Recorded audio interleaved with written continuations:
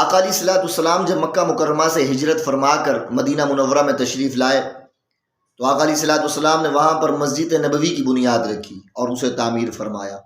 تو وہ مسلمان جو وہاں پر آباد تھے آقا علیہ الصلوۃ والسلام کے پیچھے مسجد نبوی میں عبادت کیا کرتے تھے، نمازیں پڑھا کرتے تھے، ذکر و اذکار کیا کرتے تھے، اور اس مسجد کے اندر واعظ و نصیحت کی محفلیں سجا کرتی تھی۔ وقت گزرتا چلا گیا، اللہ رب العزت کی توفیق سے، آقا علیہ الصلوۃ والسلام کی تبلیغ سے، صحابہ کی مدد سے دار اسلام میں کثرت کے ساتھ مسلمان داخل ہونا شروع ہو گئے، اور مسلمان وقتاً فوقتاً کثرت کے ساتھ اور جتھے بنا کر اور لشکر کی صورت میں، گروپوں کی صورت میں دائرہ اسلام میں داخل ہونا شروع ہو گئے۔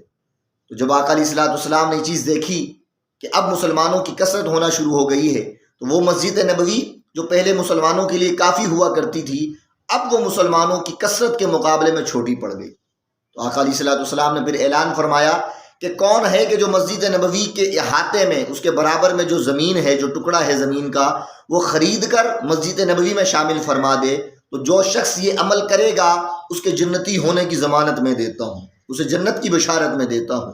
اللہ اکبر۔ جب یہ بات حضرت عثمان غنی رضی اللہ تعالیٰ عنہ کو پتہ چلی، آپ تک پہنچی، تو آپ نے ایک یہودی سے وہ زمین کو خریدا اور خرید کر اسے مسجد نبوی میں شامل فرما دیا۔ تو آقا علیہ الصلوۃ والسلام کو جب یہ بات پتہ چلی تو آقا علیہ الصلوۃ والسلام نے ان کی جنت کی بشارت دی اور انہیں جنت کی ضمانت دی۔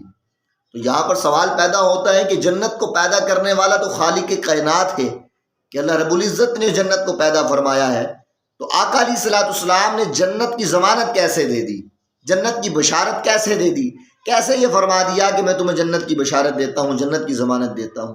حالانکہ کسی کو وہ چیز تو وہ دی جاتی ہے جو اس کی ملکیت میں ہو، جو اپنی ملکیت میں نہ ہو وہ کسی کو چیز نہیں دے سکتا انسان۔ تو جنت کو پیدا تو اللہ رب العزت نے کیا، خالق کائنات نے کیا، لیکن آقا علیہ الصلوۃ والسلام ارشاد فرما رہے ہیں کہ میں تمہیں جنت کی ضمانت دیتا ہوں، میں تمہیں جنت کی بشارت دیتا ہوں۔ اللہ اکبر۔ تو یہ کیسے ہو گیا؟ تو عشق و محبت کے امام بریلی کے تاجدار نے اس بات کو اپنے ایک شعر میں ذکر فرمایا۔ آپ فرماتے ہیں کہ خالق کل نے آپ کو مالک کل بنا دیا، خالق کل نے آپ کو مالک کل بنا دیا، دونوں جہاں ہے آپ کے قبضہ و اختیار